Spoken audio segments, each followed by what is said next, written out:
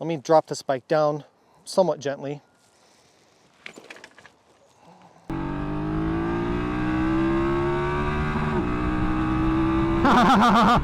Woo! Is that a nice motorcycle?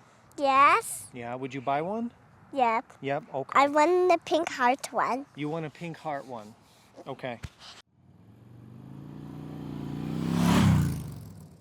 Hello everyone and welcome to Big Rock Moto. Thank you so much for tuning in today. Let's go back to 2009. BMW introduced a bike called the F850GS. Smaller, lighter, and more off-road oriented than the larger R1200GS. The 800GS was based on a 21-inch front wheel, a parallel twin engine. It had chain drive and it had conventional front forks, all things that differentiated it from its larger brother. That takes us to 2014 when BMW finally introduced an adventure version of the F850GS.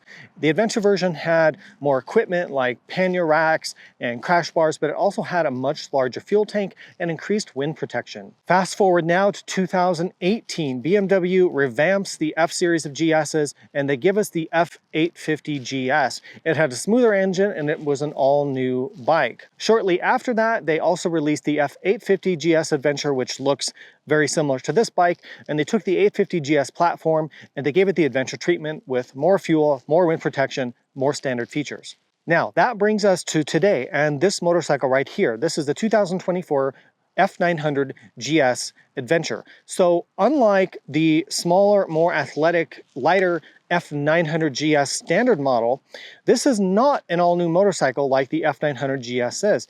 What BMW did is they took the outgoing F850GS Adventure, they put in the newer, much improved engine.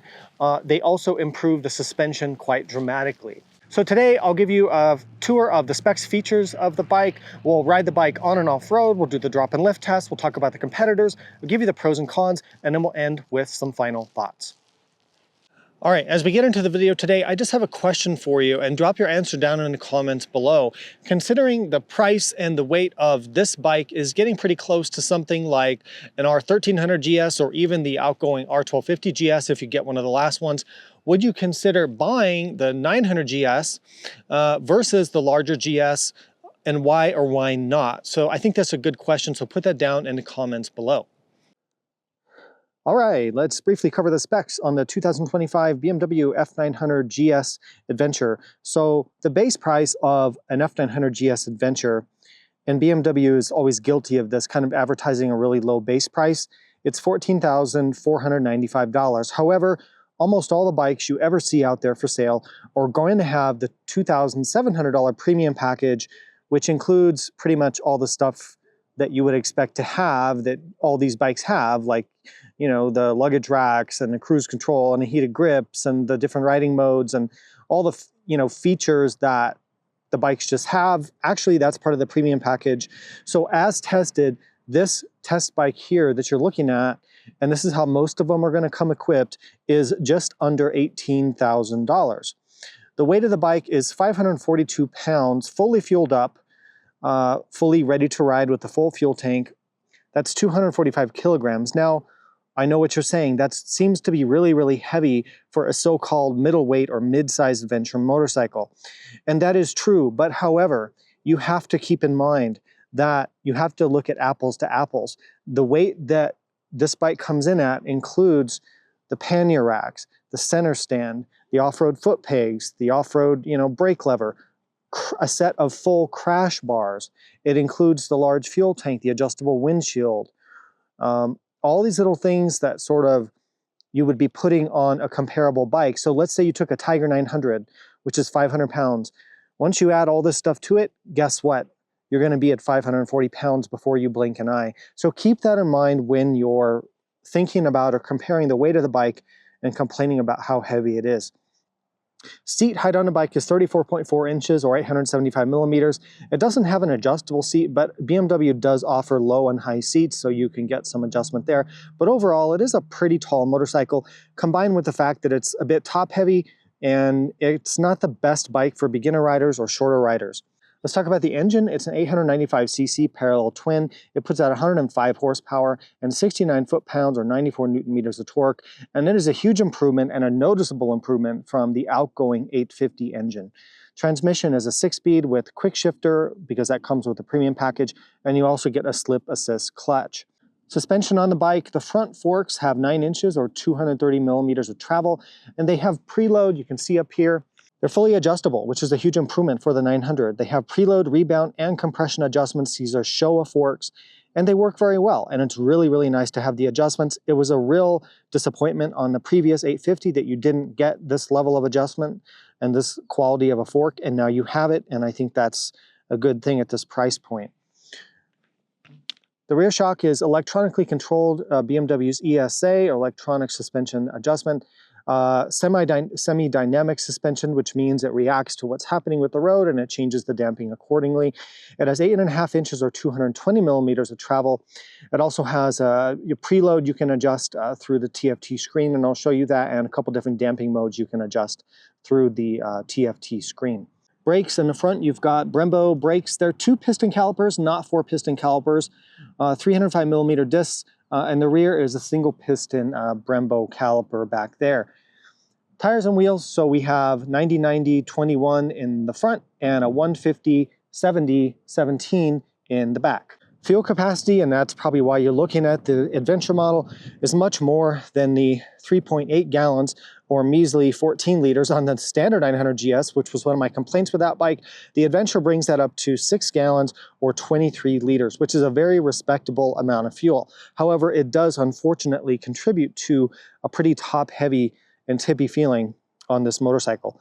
Maintenance requirements on the 900GS Adventure. So as typical with BMW, they make their bikes actually pretty easy to work on. I think it's a bit of a myth that BMWs are difficult to own or hard to work on or super expensive. I have never found that to be the case, owning multiple BMWs myself. So the minor services are 6,000 miles or 10,000 kilometers. Major services like valve check, stuff like that, 12,000 miles or 20,000 kilometer intervals. The air filter is under this panel right here. It's very easy to get to. You can just use one wrench and get to your air filter.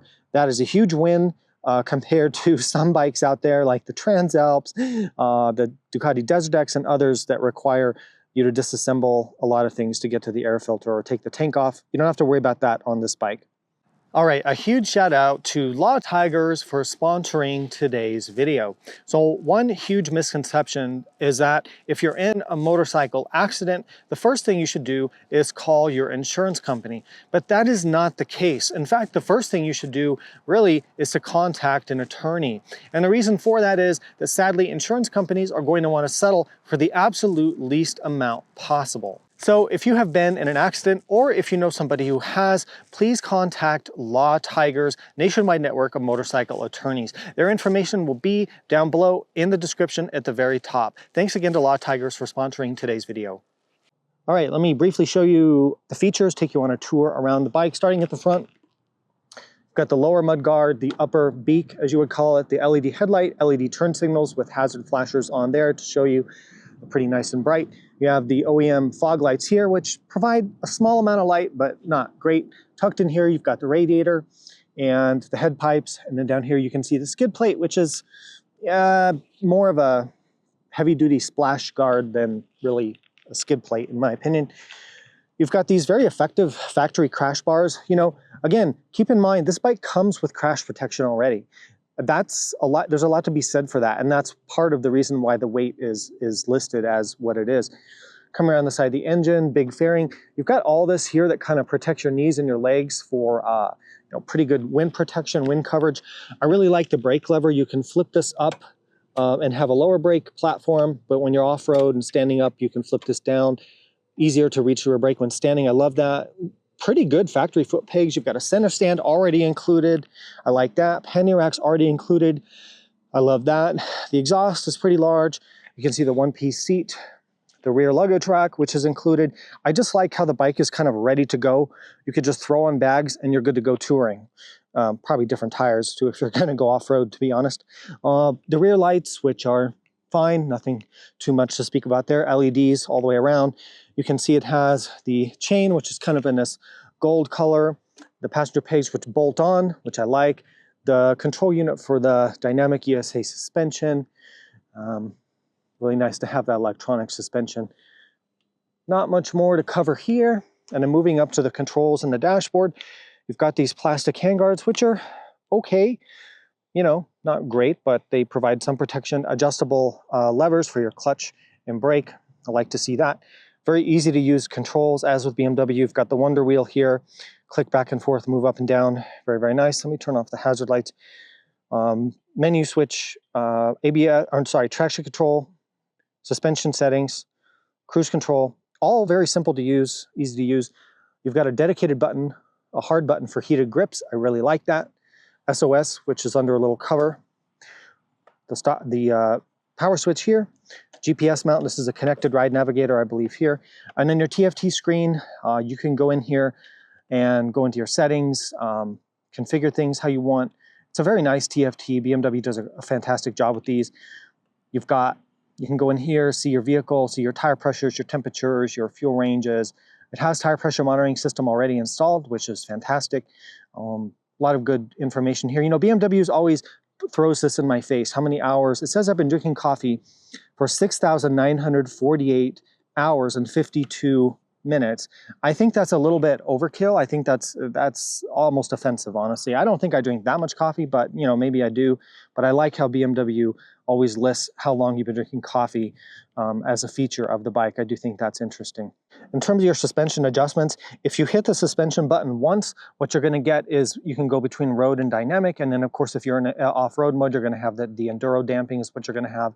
If you hold it down, now you can change the preload. I do have to turn the engine on to do that because it won't do it with the engine off, but then you can change between one rider and luggage, one rider no luggage, two riders, or two riders with luggage. So you have, I think, 4 different settings there, and it will electronically raise the preload to set your riding sag, which sets the bike's geometry and makes the bike handle correctly and compensates for the load you have with luggage and a passenger. I really am a huge believer in electronic suspension on an adventure motorcycle or a touring motorcycle. It makes a whole lot of sense. All right, let me show you the ergonomics, seat height, riding position, and do the drop and lift test on the 900GS Adventure. 34.4 inches, 875 millimeters. It's pretty tall. Let me show you how this looks.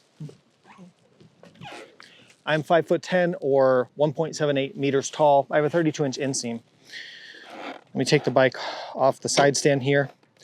I can comfortably reach the ground, but if you're much shorter than me, then it could be a bit of a challenge. The riding position itself is extremely upright, comfortable. You have great legroom. I actually feel this bike might be more comfortable than the new 1300GS. It just feels like I have a little less bend in my knee. I really like the ergonomics of this. It's an extremely nice place to be. Really no complaints with the rider triangle whatsoever. And you can get a taller or lower seat if you need to. So that's all great. Now here's where we get into, I think, one of the challenges for this bike. Let me show you just how top heavy and tippy this bike is. So you notice I'm really not already flat-footed as it is, even at my height. Now, if I lean the bike over to about right here, I'm not leaned over that much, and the bike feels like it's ready to fall. There's so much weight up high, and whatever is going on here, maybe the fuel tank's part of that. But once I get to right about here, I'm really struggling to hold it up. A lot of bikes in the category, I could lean way over and pull back up, and I can't do that here. Let me show it to you. Let me show it to you like this. So once I have it about here, it becomes extremely heavy. So now this bike comes with crash bars, panty racks, and handguards. So it is pretty well protected. Let me drop this bike down somewhat gently.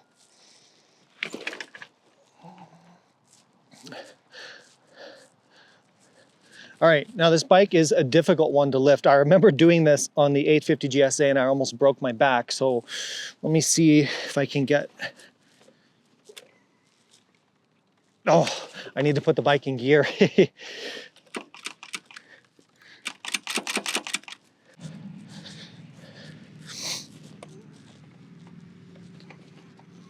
Oh, whew.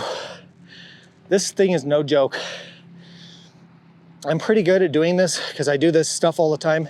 This bike is difficult to lift. I think you're really gonna have to consider the weight and the top heaviness if you're gonna ride this bike off-road, especially if you're by yourself. Alright, cruising down the highway on the 900GS Adventure. It is such a nice place to be. The motor is smooth, it feels relaxed.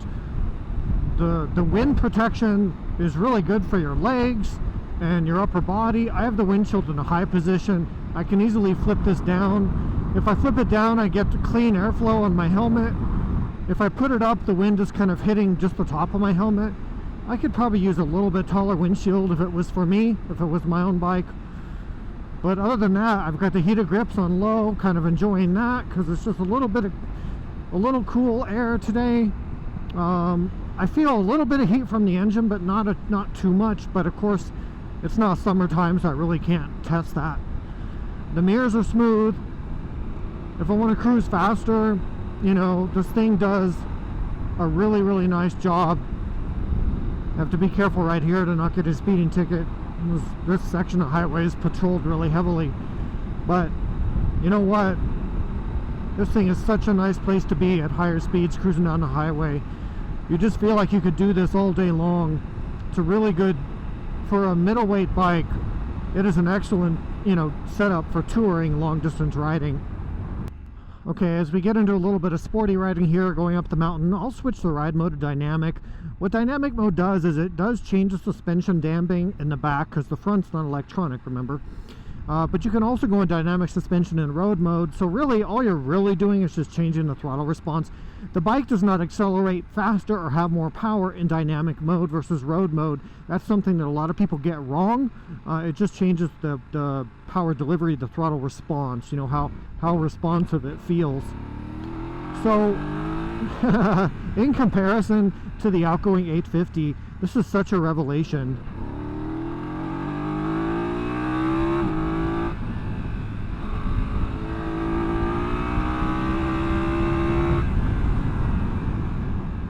This bike really has some you know, sportiness to it now.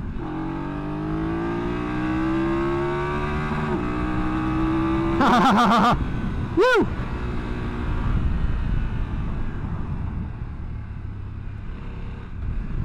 Quick shifter works great.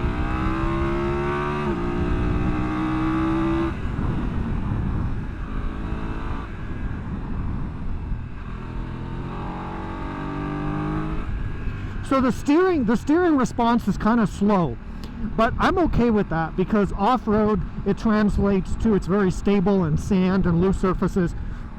It has that suspension rake angle really relaxed, which makes that steering kind of slow here, but I'm okay with that. I'll just put a little bit more effort into the wide handlebars. I would much rather have that than a nervous handling bike when you get off-road.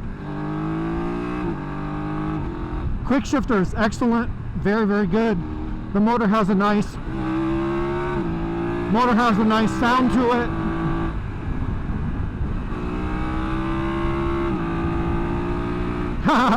See, it has enough power there to be pretty fun. The old bike, the old 850 just didn't really have it for me with the power, but this one does. You know, we're on a pretty street type of tire, so I'm able to ride a little bit quicker. But yeah, this thing is great, and you're comfortable while you're doing it. All right, turn off my heated grips here. Let me do 0 to 80 to 0 to do the acceleration and braking. You know, a pet peeve of mine, you watch other motorcycle reviews out there, and a lot of people they ride slow in their review. And I'm like, you know what? If I want a motorcycle review, I want to see the thing go fast. I want to hear it. I want to know how it is when you're riding the bike quick. So that's just a pet peeve of mine. So I try to do that in my review. So let's punch it here. So we'll do 0 80 to 0, test acceleration and braking.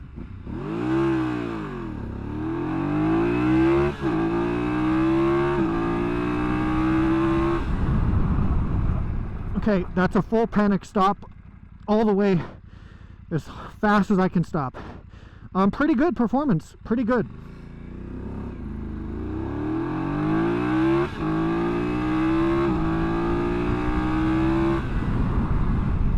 Nice thing about ABS is even in a corner, there's my second stop from 80. Brakes are probably getting pretty hot, but the bike, oh yeah, I can smell the brakes. But that's what I do. I test these bikes, right? You've got to do that. I mean, that's plenty of acceleration. I don't know why you really need a faster bike than that for an adventure bike anyway. 105 horsepower is just a very, very nice amount of power. All right, let's do some off-road testing with the 900GS Adventure.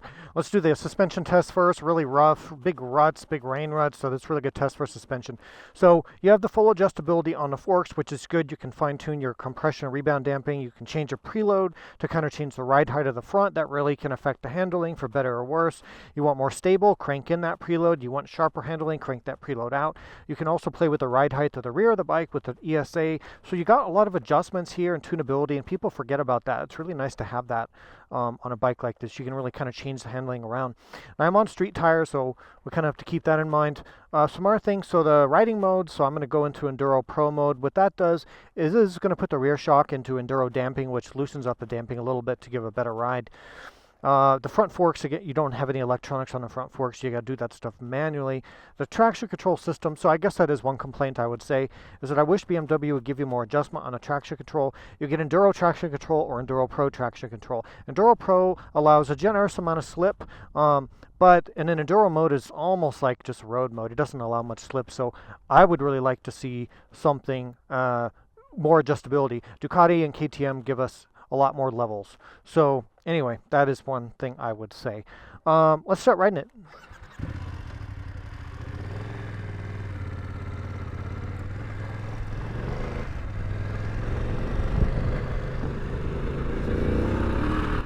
The riding position for standing is very comfortable, very good. The foot pegs are great for a stock bike.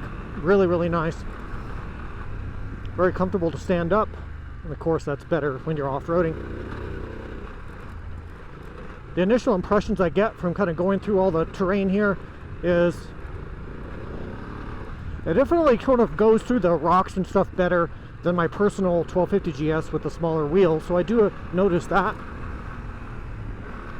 The suspension just feels, I would just say, average or okay. It's not great, although it's better than the outgoing bike, and you do have the adjustability. I think you could spend some time playing with the settings and get it dialed in pretty well. But, you know, I'm riding at a good pace here, fast enough to probably bend my front wheel if I hit one of these rocks the wrong way. And actually the bike does very well. It has very neutral, stable, predictable handling. It's got that raked out front suspension, which I really, really like for off-roading. You do feel the weight of the bike for sure. Here's some bigger ruts here. Yeah, I didn't bottom it out. It's actually not a bad bike to ride off-road. That top bottomed out the back on that one. The top heaviness that I've talked about, that's something that you notice when you're stopped. You don't really notice it when you're riding above 10 miles an hour. Yeah, it didn't bottom out on that. That was pretty impressive. What if you want to sit down and ride? You can definitely do that here. Pretty easy bike to sit down and ride even off-road. Traction control doing its thing. Yeah, it's not a super sharp handling bike, but I really like the trade-off there that they gave you with the stability. That's the direction I would go.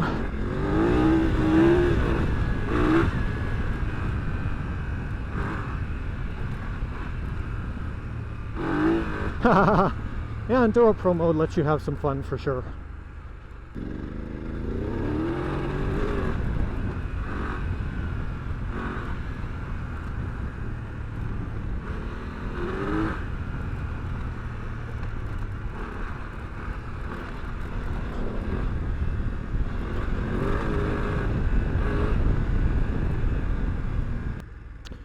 One last thing I should cover, the throttle response, smooth, predictable at low RPM.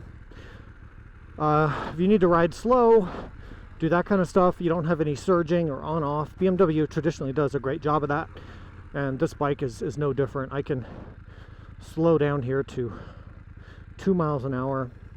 Good clutch feel, good throttle take up, just easy to ride at low speeds, but it does start, you do start to notice that top heaviness for sure.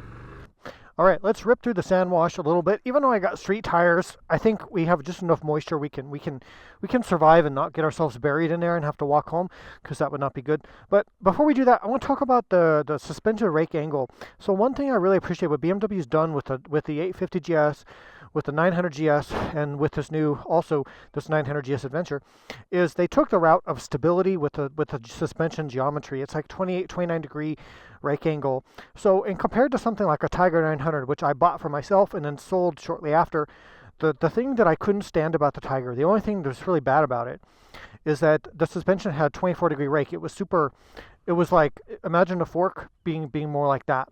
And what that did was it made the front end really nervous and would want to tuck in soft sand or mud or anything loose off-road. You just had no confidence in riding the bike off-road, and had many near crashes because of that.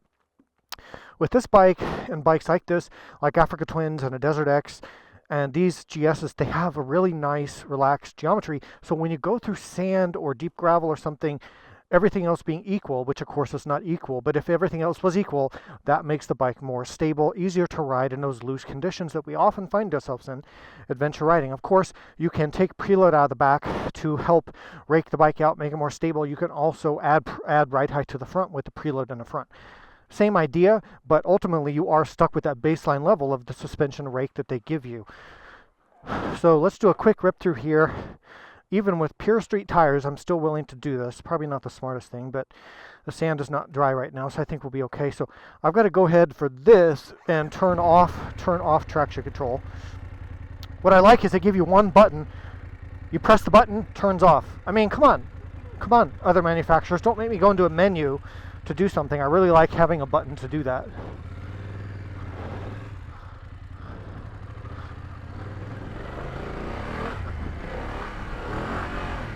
See, the bike is not tucking. It's not tucking in. Even with street tires, I'm still riding in sand. I mean, that's pretty impressive. That's pretty deep sand, although it does have some moisture in it right now. But honestly, I didn't feel anything like the bike wanted to tuck in and throw me off. Super stable, super nice, really fantastic job. I really like what BMW did here. Man, that's about as easy as it gets with street tires riding a 600 or 550 pound bike in the sand. All right, so let me summarize the pros and cons as I see it to the F900GS Adventure. The pros for me, this engine is a huge improvement over the outgoing 850 engine. If you look on paper, the difference in power doesn't seem to be that dramatic, but for whatever reason, it just feels so much more lively and athletic and fun and quick, and it really is a big improvement. The suspension, I complained about the suspension on the outgoing bike. I do like the new suspension. The new Showa fork with the full adjustment is a big improvement. They've really made a big difference there. I think the rear ESA, the shock, the quality of the damping on that could still be better, especially I think for the price that you're paying. Another pro is that if you look in this kind of mid-weight category, even though this sort of isn't mid-weight, honestly, if you look at it that way, but by engine size, it is, I guess, a middleweight or mid-size adventure motorcycle. It does have, I think, compared to its competitors, it's one of the only bikes like this that has electronic suspension. And that's really, really handy when you need to adjust for varying loads, passengers, cargo, different weights of riders and things like that. Another pro for me, the long fuel range, you know, really, really good. 6-gallon, 23-liter tank is fantastic, and that's a big improvement over the standard 900GS. It's one of the things I did not like about that bike. Next up for me in pro is the wind coverage, the wind protection, and the comfort and quiet of riding this bike down the highway is the best in the category by a pretty significant margin. Better than a Tiger 900, better than a DesertX, better than the Africa Twins. Really did do a good job with that, and I love having this one-handed windshield adjustment, so great job with that. If you're looking for a bike like this for touring, this would be my choice. Another pro for me, it comes really well equipped for the price. If you actually look at it, you know, you get heated grips, you get crash bars, you get fog lights, you get an adjustable windshield, you get pannier racks, you get a center stand, you get off-road foot pegs, you get an adjustable brake lever. If you did all these upgrades, not to mention the cost of doing them, but if you add all that weight to a Tiger or a DesertX or an Africa Twin, guess what? Then all the bikes actually end up weighing what this bike does. So you have to keep that in mind. Another pro, BMW you know, their dealer network is good, their warranty is good, they have good demo bikes and test rides, they have good financing programs, so it's kind of a nice brand to work with. Another pro for me, the electronics are intuitive and easy to use, as they are with most of the modern BMWs. What are the downsides to this bike? There's really only two downsides, and they kind of focus on the same thing, which is the weight. It is quite heavy for a 900cc adventure motorcycle. However, keep in mind, again, like I've been saying throughout the video, if you look at the equipment that it comes with and you think about how much weight this would add to its competitors, I don't think the weight is really that much heavier than people are saying. However, there is one thing about this, which is that, and I've shown this, this bike is very top heavy. Even for me, as a, you know, I'm not gonna say I'm tall, but at 5'10" or 178 centimeters, and pretty used to riding adventure bikes, this thing is still intimidating for me at a stop. It feels like it wants to tip over once you lean over at all, and it doesn't lend to a feeling of confidence either off-road or on-road. If you're a big, tall person, I don't think it's gonna be an issue for you, but it is one of the more top-heavy bikes in recent memory that I can remember, and I think that is the only real major downside that I've seen to this bike. All right, let's talk about the competitors to the 900GS Adventure. I think naturally, if you're looking at this, you might be looking at its bigger brother, the R1300GS or even the R1250GS. The main things you have to consider: do you want shaft drive or chain drive? Do you want a bigger engine with more power and torque? Are you willing to pay more money to get the bigger GS? Do you want some of the additional features that the bigger GS has? Do you want tail lever suspension, or do you want a conventional fork? The difference is, you know, it's a tough one, because if you look at your cost of ownership, which factors in resale value and everything like that, I'm not sure that the cost of ownership is much higher on the bigger GS if you actually look at it that way. Although the entry price is definitely a lot lower on this, I don't know that your cost of ownership would be that much different. I think you should take a hard look at the bigger GS if you're shopping for this bike. What about the regular 900GS? I did a couple videos on that, and I'll link those here somewhere. So here's a way to look at it. This is long distance touring. The 900GS standard version is off-road.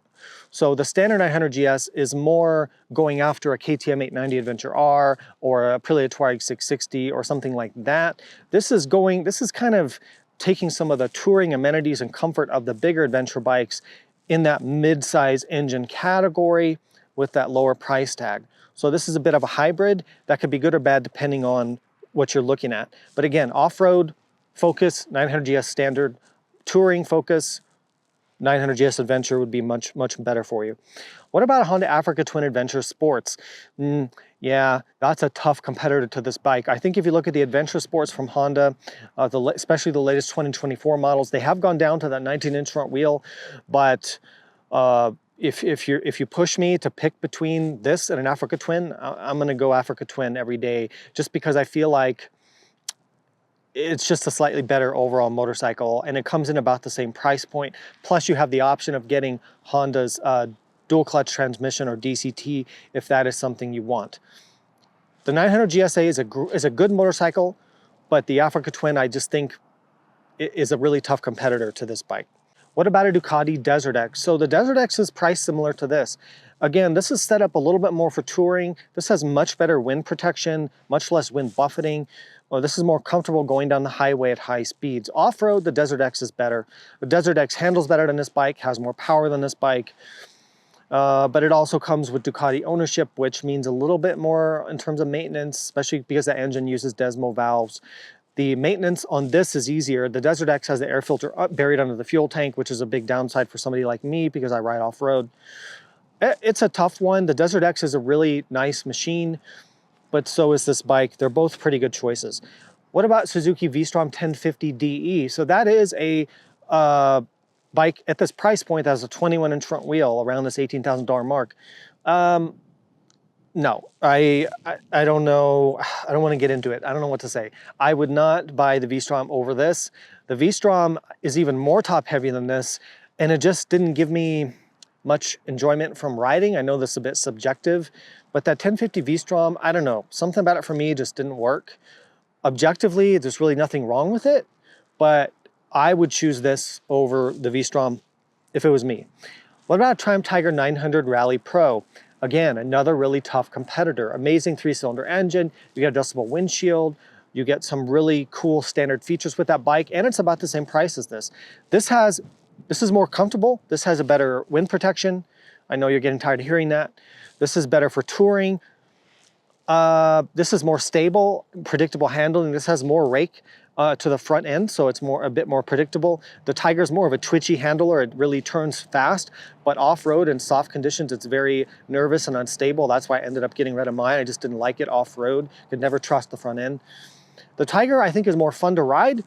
This is more comfortable, so tough choice there. It also depends, do you want a 3-cylinder engine or do you want a parallel twin? The 3-cylinder engine is really, really fun, and it sounds really, really good.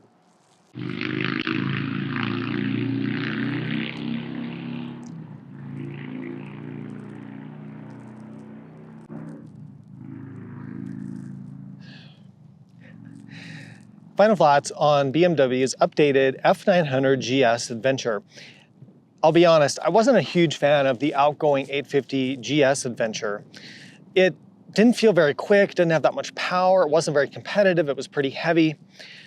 Now, some of those things are still true with the 900GSA. However, the upgraded engine is much, much better. It makes this bike fun to ride, finally. The upgraded suspension is a big, big improvement. They haven't really changed the pricing, so you're kind of getting these upgrades for free. I think those changes to the engine and suspension, and considering the other positive attributes of this bike, the excellent comfort and wind protection, the fuel range, the easy-to-use electronics, the BMW ownership experience and dealer network and warranty and financing and all that. There's a lot positive going for this bike, and this would be on my shopping list for sure if I was looking for something in this category.